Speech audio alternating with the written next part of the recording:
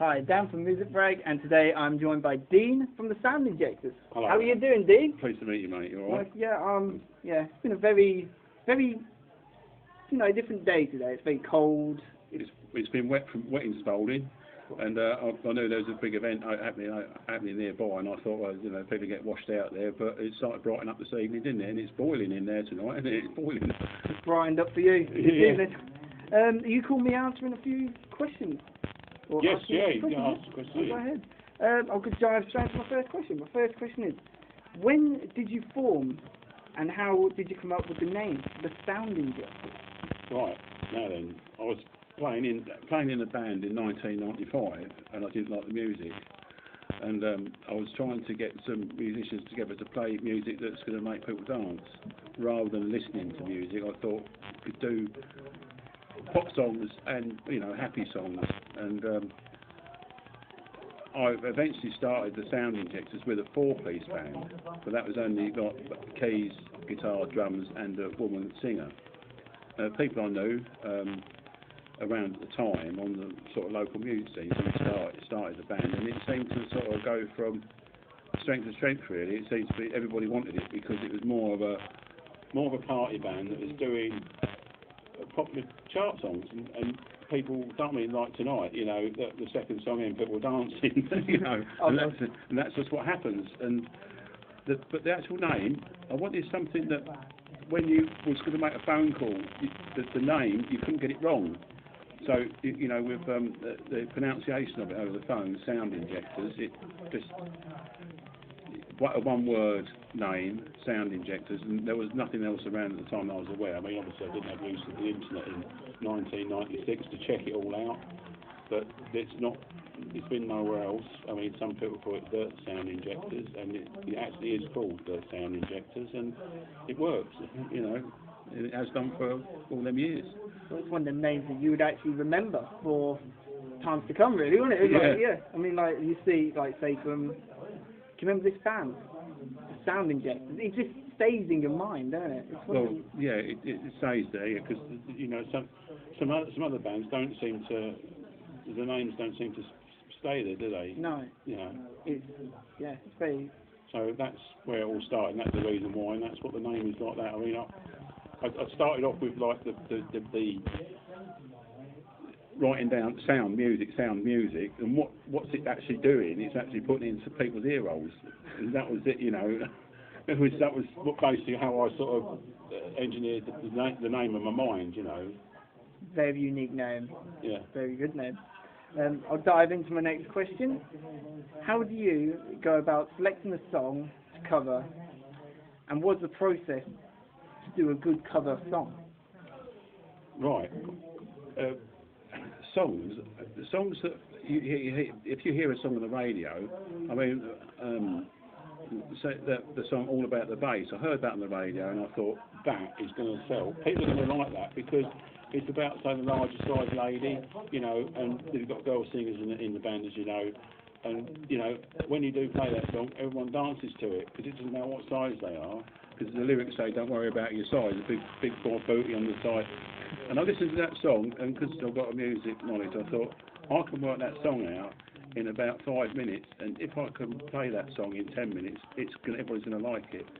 And that is what happened with it, and and that's the reason we do it, because it's very catchy, people like it, and everybody knows it, and that was just the reason why, Brilliant.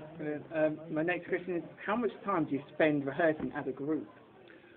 Not as much as we should do, because I think even if we have a bunch of new songs together, we would get together one evening a month, let's say, and let's bang them 3 songs out. Or if we was going to do redo some of the songs we put in vocal harmonies in, we'd get together for that. Or if for some reason we've got a gig coming up and one of the lineup can't make it and we need to get somebody else in, then we'll rehearse. But we're rehearsing next week for the first time in probably 4 weeks.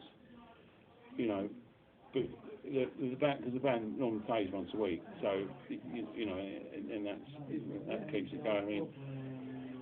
I mean, I try not to rehearse really. I try not to. It's taking up valuable time.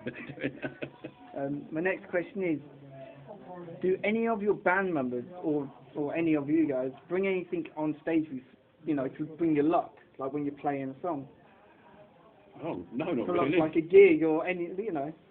No, I like to have the same surroundings, you know. Somebody pint's not too far away from me, if that's what you mean. Or the pint's a good luck. Yeah. Or no, there's nothing that I mean. My missus always fight down the face, and so I always take that with me. But it's not. It's just part of the equipment. It's not something I need for, you know, comfort or anything like that. And my last question of this evening is: who would you most love to tour with? Who would I most love to tour with? Right. You know, as a group, yeah. You know. Well, I mean, in the past, the band has supported named artists, you know.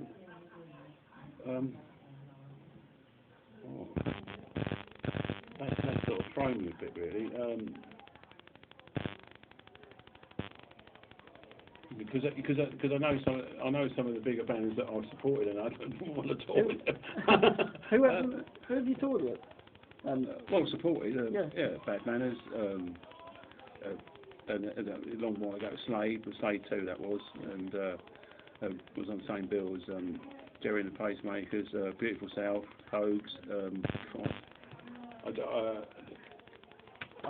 House Martins. It just goes on and on and on. I mean, the amount of stuff, because we've been in like a warm-up act over the years for names, you know. I mean, last year was at Burley House a warm-up act for a name, but and I'm just, that's thrown me. Who would I like to tour with?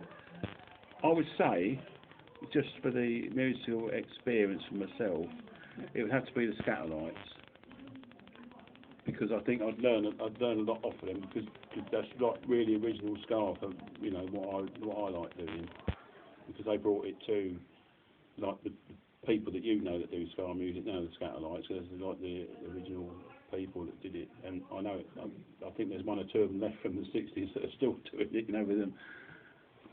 Yeah, that's what I do. The Scatterlights would be one for me. Brilliant. And if you want to check the Sound Injectors out, you can do. You can find them on. You can find us on our Facebook page, obviously, and we've got some YouTube stuff around on YouTube. But just pump a name in the internet and it will come up. We'll be there somewhere. And if you want to check us out there, or come to see us at a gig. We're about all over the place, here, there, and everywhere. Come and see us at Joey's Bar next week. You know where that is, don't you? Just down the road from here. Go and give them a like and say, you know, lovely to meet you. Yeah, thank you very much. Lovely to meet you. Yeah. Thank you. Thank you very much. Cheers.